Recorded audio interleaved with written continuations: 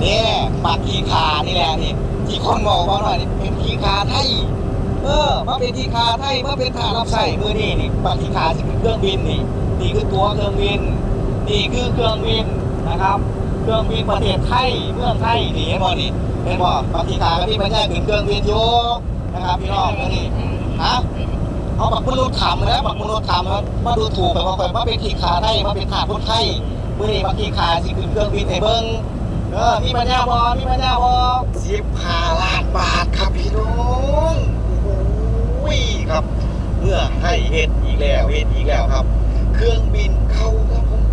เครื่องบินที่เพิ่นถอดเครื่องยนต์ออกแล้วนะครับนี่ถอดเครื่องในออกแล้วครับผมเพิ่นเอามาว่างให้นักท่องเที่ยวมาส้มมาคืนครับผมราคา15 ล้านบาทครับเนี่ยครับเครื่องบินเก่าที่เขาปลดประจำการแล้วนะครับแล้วก็ถอดเครื่องยนต์ออกแล้วนะครับคนไทยนะครับใจถึงนะครับนี่ซื้อมาตั้งไว้ให้นักท่องเที่ยวขึ้นไปชมขึ้นไปขี่ครับผมนะครับเดี๋ยวมื้อนี้ครับเบาหน่อยครับจะได้ขึ้นมาขี่จะได้มาสัมผัสเครื่องบินตัวเป็นๆนะครับนี่นะครับโอ้ยสาดหนึ่ง แล้วก็ขึ้นไปเลาะเบิ่งเครื่องบินครั้งแรกว่าความรู้สึกเพิ่นสิเป็นจั่งใดเนาะสวัสดีครับบ่าวน้อยครับสบายดีครับผม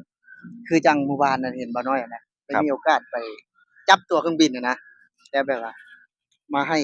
คนที่แบบว่าดูถูกบ่าวน้อยอะนะได้เบิ่งอะนะความรู้สึกบ่าวน้อยในเมื่อวานเนี่ยเป็นจั่งใดคือเมื่อวานนี่บ่แม่นเมื่อวานนี่อยากตอกหน้ามนุษย์ถ้อ๋อำคือสิ่งแรกที่ไปเห็นครั้งแรกน่ะตื่นเต้นเนาะตื่นเต้นที่แบบ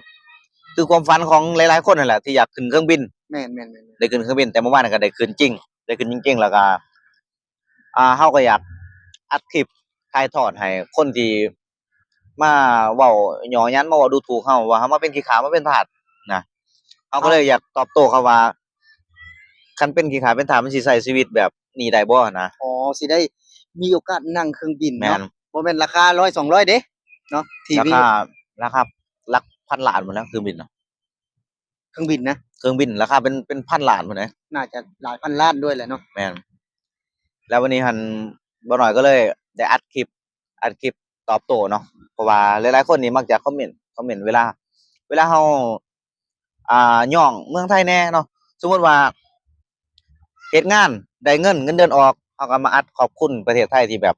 เฮ็ดให้เรามีโอกาสได้มาทำงานอยู่ไทยได้ได้เงินได้ทองหลายแบบนี้เขาก็อัดคลิปขอบคุณอีกติเขาก็จะมาดูถูกว่าบักขี้ข่านี่นะเงินได้จากการรับใช้จากการเป็นทาสจังซี่นะเขามาดูถูกเราจังซี่แบบนี้หั่นพอเราได้ไปเที่ยวสถานที่งามๆได้ไปขึ้นเครื่องบินแพงๆเราก็อยากอัดคลิปให้เพิ่นเบิ่งให้เพิ่นเบิ่งเนาะว่าแม่นมีเด้คำว่าขี้ข้าที่เจ้าดูถูกนี่ครับผมมีโอกาสนี่ได้ไปขึ้นเครื่องบินนะราคาหลายพันล้านบาทอะครับถือว่าถ้าหากว่าเฮาบ่ได้มาเป็นขี้ข้าไทยนี่เฮาสิบ่ได้เด้แบบนี้นะในมุมมองของเฮานะแม่นเฮาบ่ได้มาทำงานไทยอะเนาะแม่น ถือว่าเฮานี่บ่ได้มองหรอกว่าตัวเองนี่สิเป็นขี้ข้าเนาะแต่ว่าคือมุมมองของเราคือเราอยากสื่อให้เขาเห็นว่าคนที่นั่งดูถูกคนอื่นนั่งด่าคนอื่นนั่งเว้าคนอื่นน่ะมีโอกาสได้มาขึ้นเครื่องบินคือเราบ่มีโอกาสได้ไปเที่ยวทะเลคือเราบ่หั้นนะมีโอกาสได้ไปเห็นสถานที่งามๆคือเราบ่หั้นนะคือมุมมองของเราอยากให้เขาได้เห็นหั้นนะอยากได้เออเห็นนี่แบบว่าจุดที่เมื่อก่อนเฮาอาจจะเป็นการแค่ว่าฝันไปเนาะคือเราอยากให้เห็นหลายๆมุมนั่นแหละคือถ้าเขาเห็นมุมของเราเฮ็ดงานมุมของเราได้รับเงินเดือนเขาก็สิด่าเราว่าเป็นขี้ข้า บัดนี้เราสิให้เขาเบิ่งมุมที่เราไปเที่ยวใช้ชีวิตแบบว่าขึ้นเครื่องบินแพงๆอะนะอยากรู้คือกันว่าเขาสิคอมเมนต์มาแบบใดหั้นน่ะนี่คือมุมมองที่อยากให้เขาเบิ่งหั้นนะผู้ที่คอมเมนต์น่ะอาจจะบ่ได้มาขึ้นคือเฮาด้วยซ้ำไปมันบ่มีปัญญามาดอกมันเพียงแค่มาแซะซื่อๆบ่คือคนเหล่านี้เนาะส่วนมากนะส่วนมากจะเป็นคนที่แบบได้ได้เงินน้อยกว่าเราอ๋อเฮ็ดงานอยู่บ้านเราแล้วก็ได้เงินน้อยแล้วเขาก็บ่พอใจที่เราได้ดีกว่าเอิ้นว่าคนอิจฉาอ๋อแม่น ถ้าหากว่าเป็นคนที่แบบว่าใจกว้างแหน่บ่อิจฉาคนเขาจะบ่มาเม้นต์ทำแบบนี้เนาะเฮ้ยเขาก็จะชื่นชมเขาก็เขาชื่นชมชื่นชมว่าเฮานี่อุ๊ยเก่งนะเก่งนะเอาชีวิตไปหาเงินอยู่ประเทศอื่นจนได้เงินส่งครอบส่งครัวอ๋ออาเขาก็จะมองว่าเฮาเก่งแต่ว่าถ้าพวกอิจฉานี่เนาะพวกถ้ำนี่เนาะพวกอยู่ในหูในถ้ำนี่เขาจะอิจฉา เขาก็จะมาคอมเมนต์เพราะว่าเฮาแบบนี้แหละอันนั้นเฮาก็เลยอยากให้เพิ่นได้เห็นนะ ว่าในการที่คนที่ถูกมองว่าขี้ข้าผู้หนึ่งนี่เนาะ ครับ ได้ ผม มีโอกาสได้ไปสัมผัสจริง ๆ แล้วปกติก็บ่น้อยก็ได้เห็นแต่ในทีวีแม่นบ่ เครื่องบินนี่ถามว่าได้เห็นตัวจริงบ่ได้เห็นอยู่สนามบินดอนเมืองบ่น้อยค่อนข้างที่จะไปถ่ายหลายเทื่ออยู่แต่ว่าเฮาบ่ได้สัมผัส อ๋อ เฮาได้เห็นมุมไกลระยะประมาณ1กิโลหรือว่า500เมตรจังซี่นะเฮาบ่ได้ไปสัมผัสตัวเป็นๆเนาะ อ๋อบ่ได้ยังบ่ได้ไปสัมผัสแบบนี้เนาะ ยังบ่เคยสัมผัสแบบนี้ อ๋อ เนาะขนาดเฮาเห็นเนี่ยเฮาก็คิดว่าล่ำน้อยๆล่ำน้อยๆส่ำกกพร้าวส่ำกกอิหยังนี่นะแต่ไปสัมผัสจริงๆแล้วโอ้โฮเครื่องบินบ่ได้ล่ำน้อยเขาคิด ล้อมันใหญ่บ่ล้อมัน คือเฮาบ่ต้องเว้าถึงล้อเนาะคือเครื่องบินนี่เพิ่นผลิตมาเพิ่นบ่ได้เน้นล้อ อ๋อ ล้อนี่เพิ่นแค่ใช้ในการวิ่งอยู่รันเวย์แค่ อ๋อ แค่บ่กี่นาทีล้อนี่เพิ่นใช้ในการวิ่งอยู่รันเวย์แค่บ่กี่นาทีเองเพราะฉะนั้นเพิ่นจะบ่ผลิตให้ล้อใหญ่เพราะว่าเครื่องบินนี่เพิ่นจะเซฟตีเรื่องน้ำหนัก อ๋อ บ่ว่าจะเป็นโครงสร้างเนาะเพิ่นจะใส่อลูมิเนียมอิหยังของเพิ่นนี่แหละเพิ่นจะบ่ใส่เหล็กเด้เพิ่นจะบ่ใส่เหล็กบ่ใส่สแตนเลสเด้เพราะว่าบินนี่เพิ่นลอยบินอยู่เทิงอากาศเพิ่นจะใส่ทุกอย่างน่ะให้มันเบาที่สุด แม้กระทั่งพื้นของเครื่องบินน่ะก็ใส่ของที่มันเบาที่สุดในการทำในการสร้าง แล้วเป็นจังไดหลังจากที่บ่น้อยขึ้นไปแล้ว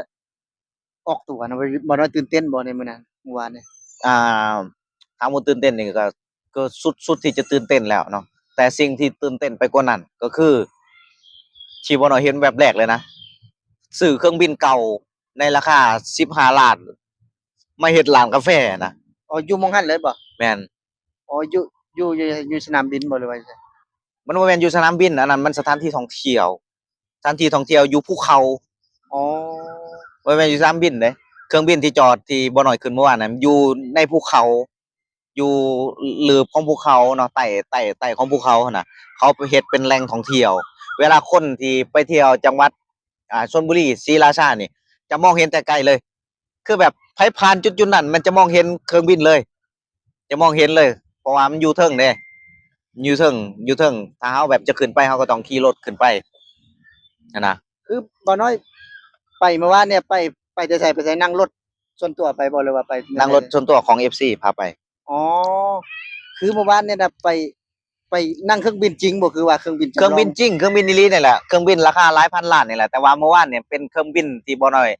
ได้นั่งน่ะเป็นเครื่องบินที่เขาปลดระวางก็คือเขาบ่ได้ใช้งาน เครื่องบินที่เขาโละแล้วมันเก่าแล้วเขาก็เอาใส่ในออกเนาะอย่างเช่นรถสมมุติว่ารถเนาะรถก็เขาเอาเครื่องจักรออกแล้วเขาก็จะขายลำเอาแต่ลำอันนี้มาขายมาขายเขาก็ซื้อเอาในราคา15ล้านนั่นน่ะเอามา 15ล้าน แม่นเอามาเฮ็ดร้านกาแฟ พี่น้องเนาะถือว่าบ่น้อยนี่ตื่นเต้นตัวนี้มากกว่าเนาะติดตัวที่ว่าแบบว่า สิบ่ให้ตื่นเต้นจังได๋เครื่องบินราคา15ล้านซื้อมาเฮ็ดร้านกาแฟบัดนี้หั่นกาแฟนั่นขายได้บ่มื้อละหมื่นมื้อละหมื่นนี่สมมุติว่าขายได้มื้อละ20,000นี่จักปีจักยามมันสิได้คืน15ล้านนั่นน่ะนี่ที่บ่น้อยตกใจหั้นน่ะ โอ้ เป็นหยังเขาคือกล้าเฮ็ดเป็นหยังเขาคือกล้าแบบลงทุนเอาเงินไปซื้อเครื่องบิน15ล้านเพื่อมาเฮ็ดร้านกาแฟหั้นนะ อ๋อบ่อันนี้คือบ่น้อยนี่ตั้งคำถามและตั้งข้อสงสัยว่า เป็นหยังคนไทยเนาะเพิ่นคือซื้อเครื่องบินในราคา15ล้านนี่มาเปิดร้านกาแฟบ่แม่นคันเดียวนะบ่น้อยเนาะ 4ลำ 4ลำก็60ล้านเนาะ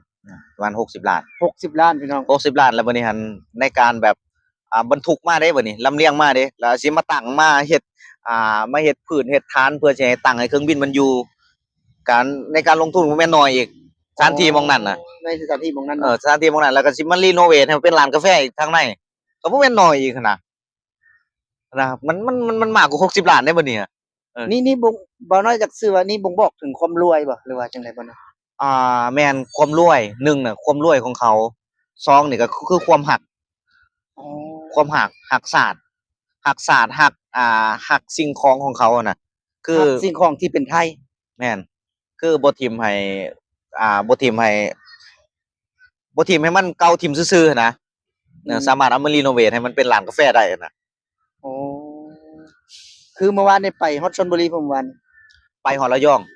ระยอง แม่น อ๋อแต่ไประยองก่อนบ่คือชลบุรีก่อน คือบ่ยอดต้อง แสดงว่าบ่ยอดนี่เคยอยู่ระยองมาก่อน คือบ่เข้าใจเนาะการที่จะไประยองเนี่ยเขาต้องผ่านชลบุรีไปเด้เออเพราะฉะนั้นเขาก็ต้องไปชลบุรีก่อนไประยองคันเขาสิไประยองก่อนชลบุรีจักสิว่าจังใดหั่นน่ะเนาะ อันนี้บ่น้อยก็งงกับคำถามนี้นะ บ่ยอดอยู่ไอ้อยู่ระยองอะแต่บ่ยอดบ่ได้เคยไปเด้บ่เคยได้ไปว่าหมวกนี้อยู่ไสนะเพราะว่าเฮาอยู่ การ จุดๆ การ นั้น การที่สิออกจากกรุงเทพไประยองเขาต้องผ่านชลบุรี อ๋อ เขาจังหวัดระยองอะนะ อ่า คันไประยองก่อนชลบุรีนี่แปลกอันนี้นี่แปลกมากเลย ๆอันนี้สิมีคนคอมเมนต์ว่าจะได้ เออ คือไปอยู่อำเภอเนี่ยอำเภอศรีราชาเนาะ อันนี้บ่น้อยบ่ฮู้รายละเอียดชัดเจนเนาะแต่ว่าเมื่อวานน่ะมันไปหลายหม่องมันไปหลายหม่องเฮาก็บ่ฮู้รายละเอียดชัดเจนไปหลายหม่องหันน่ะ ไอ้ ก็บ่ฮู้ว่าอำเภอหยังแต่ว่าพี่ที่เพิ่นพาไปเพิ่นบอกว่าอยู่ชลบุรี อ๋ออยู่ชลบุรีเนาะ แม่น เพราะว่าคณะศรีราชาน่ะเคยไปอยู่เนาะบ่สมัยเคยไปมันบ่ศรีราชาน่ะ มันใกล้กันกับภูเขาหยังในภูเขาที่ว่าเพิ่นเอาไปวาดรูปพระอยู่ในหินน่ะติดกันเลยกับเครื่องบินแม่นติดกันเลยกับเครื่องบินน่ะนั่นแหละ ตำบลบางพระอ๋อคือแบบว่าไปแล้ว ทีแรกน่ะคิดว่าสิได้ไปขึ้นไปนั่งแล้วก็ออกตั๋วไปอีหลีบ่หรือว่าจั่งใดทีแรก ตอนแรกนั้น FC เพิ่นบ่ได้บอกมื้อนี้หั่นพอไปฮอดน่ะไปฮอดน่ะบ่น้อยนั้นแนมเห็นเครื่องบินบ่น้อยแนมเคยเห็นเครื่องบินเอ้าสนามบินคือมีอยู่ภูเขาอะน่ะแล้วว่านี่แหละสิพาขึ้นไปนั่งแล้วว่ะสิขึ้นไปนั่งก็ตกใจแล้วเนาะตกใจสิได้ขี่เครื่องบินน่ะนะพอพอไปฮอดปุ๊บเราก็ซื้อตั๋วแล้วยื่นตั๋วให้นะให้เราก็เอาถือตั๋วแล้วก็ขึ้นเครื่องบินคิดว่าสิได้ออกกันแล้วแต่ขึ้นไปปุ๊บเห็นร้านกาแฟน่ะเขาก็งงอะนะ อ๋อ ก็งงก็เลยถามตาม FC ว่าเอ้าเครื่องบินนี่มันบ่แม่นราคาถูกๆเด้เราก็บอกว่าเครื่องบินนี่ราคา15ล้าน15ล้านนี่หมายความว่าโครงสร้างซื่อๆนะบ่ได้มีเครื่องจักรบ่ได้มีเครื่องยนต์นะคือมีแต่โครงสร้างนี่ราคา15ล้านบัดนี้บ่น้อยก็เลยถามเพิ่นว่าเอ้าเป็นหยังเขาคือเอาเงิน15ล้านมาซื้อเครื่องบินมาเฮ็ดร้านกาแฟนะคือบ่ซื้อแนวอื่นที่มันถูกๆมาเฮ็ดเนาะคือแบบการสร้างร้านกาแฟนี่งบประมาณมันบ่ฮอดล้านอยู่แล้วนะมันบ่ฮอดล้านดอก ถ้าหากว่าสิสร้างจริงๆนะ ถามว่าสิสร้างร้านกาแฟน่ะเป็นหยังเพิ่นคือเอาเครื่องบินไปซื้อเครื่องบินในราคา15ล้านมาเฮ็ดแล้วบอกว่าคนมันรวยอะมันบ่มีหยังเฮ็ดน่ะ อ๋อ รวยบ่มีหยังเฮ็ดน่ะ คือเพิ่นมีธุรกิจอื่นอยู่แล้วเนาะ คือแบบมันรวยอะนะมันรวยมันบ่มีหยังเฮ็ดอะนะมันก็เลยแบบคล้ายๆแบบว่าเขาอยากอยู่ซื่อๆน่ะเขาก็บ่มีหยังเฮ็ดเขาก็เลยซื้อเครื่องบินมาเฮ็ดร้านกาแฟให้จ้างลูกน้องมาขายเล่นๆนั้นได้เท่าไรเขาก็เอาบ่ได้ก็สร้างหั่นน่ะเขาบ่ได้หวังอิหยังมากมายหั่นน่ะ อืม คือคันว่าเขาสิหวังกำไรน่ะเขาบ่ได้หวังอยู่แล้วว่าสิได้กำไรมื้อนี้อะนะเขาหวังว่ากินระยะยาวกินไปเรื่อยๆอะนะ ไปเรื่อยเนาะ เออ แต่ว่าคือจังบ่น้อยว่าเมื่อกี้นี่นะว่าเพิ่นรวยอยู่แล้วเนาะเพิ่นบ่ได้คิดในจุดๆนี้นะ อันนี้บ่น้อยบ่ได้เว้า FC เพิ่นเว้าสู่ฟัง อ๋อ FC เว้าสู่ฟัง FC เพิ่นเว้าสู่ฟัง ว่าเพิ่นเขารวยอยู่แล้วเนาะ ก็สมมุติว่ายกตัวอย่างแบบบ่ยอดนี่รวยอยู่แล้วนี่รวยอยู่แล้วแบบว่าบ่มีหยังเฮ็ดบัดนี้เฒ่าแก่ไปอายุ40-50จังซี่นะคือมีเงินแบบหลายล้านแล้วบ่มีหยังเฮ็ดก็เลยซื้อเครื่องบินมาวางมาเฮ็ดร้านกาแฟได้ก็เอาบ่ได้ก็สร้างจังซี่นะจริงๆมันก็ได้แล้วเป็นร้านอู้ลูกค้าหลายคือหยังนี่ เพราะว่า1ก็ราคาเริ่มต้นเท่าใดราคา ราคามันก็กาแฟเนาะมันก็บ่น้อยก็บ่ฮู้คือกันว่าราคาเริ่มต้นเท่าไรกาแฟอันนั้นของเพิ่นน่ะมันก็หลายราคานะแล้วแต่เฮาสิเลือกราคา50 60ราคา100นึงอะนะ จนถึง100เนาะ แม่น อืม ราคาก็ส่ำราคาตามสถานที่ท่องเที่ยวหั่นแหละ ก็ถือว่าได้ไปนี่เป็นบุญเลยเนาะเป็นบุญตาเป็นในครั้งหนึ่งชีวิตครั้งหนึ่งนะที่มีโอกาสได้ไปเจอแบบนี้นะเนาะ แม่น แต่หากว่าบ่มาประเทศไทยนี่คือจะบ่มีโอกาสได้ไปแน่นอนเนาะ แม่นถ้าบ่มีประเทศไทยบ่ได้นั่งรถไฟบ่ได้นั่งเครื่องบินดอกอันนี้ได้นั่งจำลองนี่ก็มีแฮงแล้วนะ อ๋อ ก็ภูมิใจแล้วนะได้นั่งเครื่องบินจำลองนี่ ทีแรกนะแบบว่าวนไปวนมาเพิ่นว่าเป็นอะไรคือว่าผู้หนึ่งได้นั่งคือเป็นเครื่องบินจำลองนำบ่น้อยเนาะ บ่แม่นเครื่องบินจำลองเครื่องบินจริงโดเลย แบบว่าบ่ได้ขึ้นจริงหั้นนะว่าซั่นซะ ขึ้นจริง